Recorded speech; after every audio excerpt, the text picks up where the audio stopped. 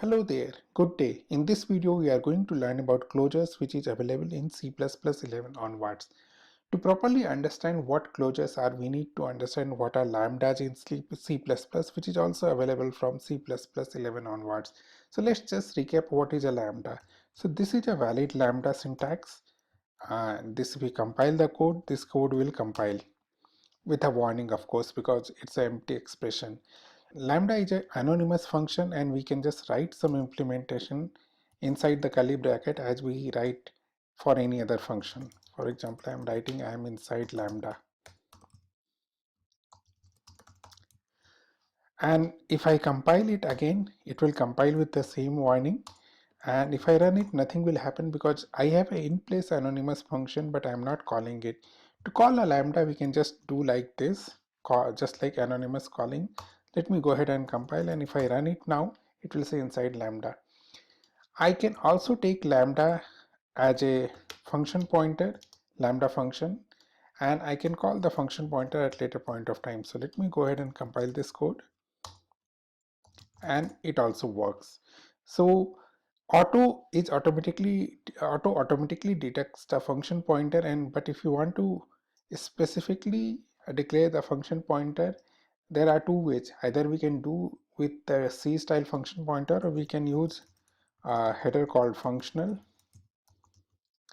which gives a template way of creating function pointers. So void.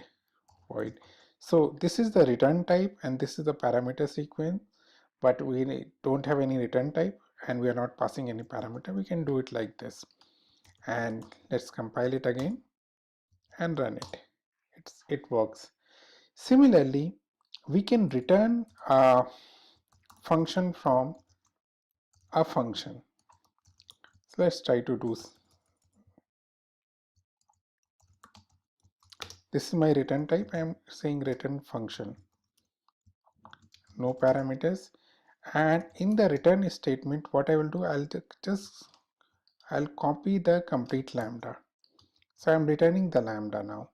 And here, instead of creating a lambda, I'll just call this ret function. The end result should be same, and it will be, let me go ahead and compile it first and then run it. It said I'm inside lambda. Let's say ret lambda now. Okay, just to make sure that I'm not executing the old executable. Yes. Now I can return a function from a function, and I'm returning a lambda as a function. Inside this ret function, I can have an implementation like int local var, let's say equal to 100, and I want to access this local var here. So what I'll do like this, but as of now I cannot access it. I have to pass it in the capture list. Let's say equal to will pass all the local variables into the capture, into the lambda, or we can specify just a specify local var over here. Just for simplicity, I am using equal to sign. Let me go ahead and compile and run it. It returns the value is 100. But did you see something strange over here?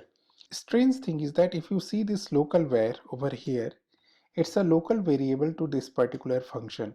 But when I am returning a lambda, I am accessing this local variable over here. Remember that this thing is getting printed when I call the function. This variable has no existence over here, but still it persists. Okay, I can call it over here successfully. This is not an error condition. This is what we call it closures. So closures allow enclosing scope of the local variables declared inside the function if the lambda function is returning from a function, which means basically the local variable is a copy of local variable is available inside this function. That's why I am able to call this one. So this is called closures. Why this is important? Well, this is important in this kind of function, but also important in some other scenarios when we are creating asynchronous programming. So in C++ to return a value from a thread function, we create futures. So let's just try to create a future. So let me create a future. Now instead of just calling this function in the same thread. As of now, this thread function is executing on the same thread. I'll create a future. In the future template, I'll take this function as an argument, and I am calling ret function but as async. I'll say launch dot async. It will make sure that this function ret fn gets called in a separate thread, and fp makes sure it returns the future.